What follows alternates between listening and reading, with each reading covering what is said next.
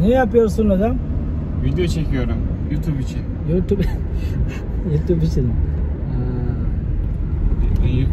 YouTuber olduğum için. O zaman zengin olacaksın inşallah. İnşallah. Peki Aceh'de evlenmek düşünüyor musun? Belki ileride. İleride. Peki şimdi nereye gitmek istiyorsun? Yani Aceh'den sonra Aceh'den sonra Endonezya'yı gezeceğim. Endonezya'nın doğusuna doğru gideceğim. Tamam. Buradan aşağı sonra doğuya doğru. Asya hangi tarafa? Yani buradan aşağı Jakarta, Jakarta'dan sonra diğer taraflara doğru. Geze geze. Yavaş yavaş. İnşallah, İnşallah. dünyada geziyorsun. Aynen inşallah. Dünyayı geziyoruz. Peki ne işin yani buraya? Ne işin böyle yaptın? Hep yani geliyorsun durmadan geziyorsun yani böyle. Neden diyorsun? Neden yani? Neden?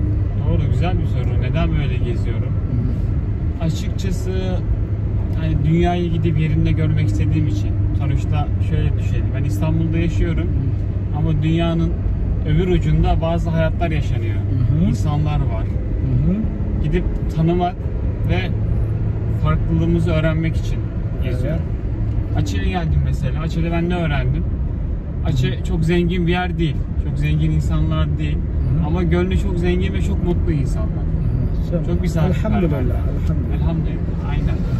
Türkiye mesela. Türkiye'de insanlar bir nebze belki daha zengin olabilir. Refah seviyesi biraz daha iyi olabilir.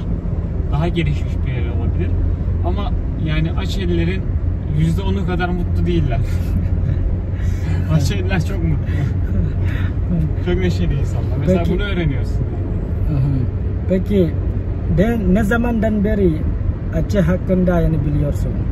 Yani galiba yaklaşık 10 sene buldu benim Aceh hakkında. Yani ilk defa Aceh'i duymam. 10 sene olmuştur.